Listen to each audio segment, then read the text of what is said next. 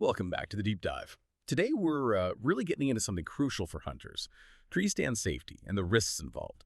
We've looked at a bunch of sources, mostly grounded in research from the American Hunting Lease Association and also the Tree Stand Safety Awareness Foundation, or TSSAF. Our mission here is to, well, cut through the usual warnings and really pinpoint the specific technical issues and maybe the psychological traps too that make using tree stands potentially dangerous. And we have to start with this number. It's frankly hard to ignore. The data points to a pretty staggering risk. Something like 1 in 3 hunters will have some kind of tree stand accident in their lifetime. So if you're a dedicated hunter, you really need to hear this because, well, the odds aren't great if you don't take every precaution. That 1 in 3 stat, yeah, it really is the heart of the matter, isn't it? And when groups like TSSF talk about their goal, it's not just about making things a little safer. They're aiming for 0 accidents. Period. Yeah. They really stress that, okay, yeah, the hunt is thrilling, but the one thing every single hunter shares is wanting to get home safe. That's really the core idea behind all the guidelines we're about to talk about.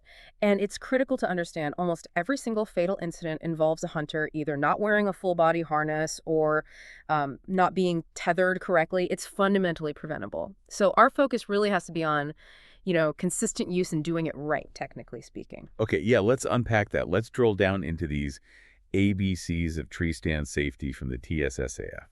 These are meant to be specific, the memorable steps to keep you secure when you're most vulnerable climbing up and coming down.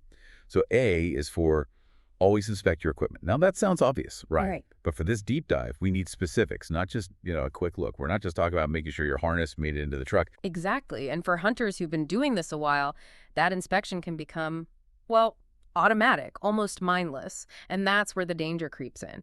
We need to focus on things like material failure, which you often can't even see easily.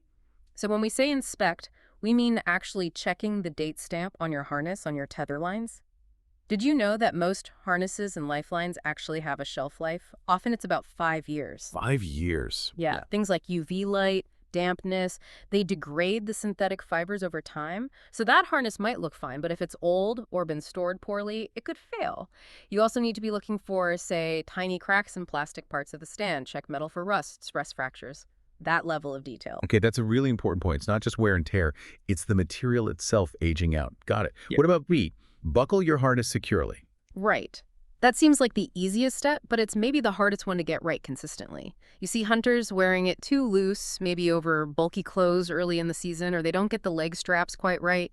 If you fall, a loose harness can shift badly. It can constrict around your legs, and that massively increases the risk of suspension trauma, even if help gets there fast.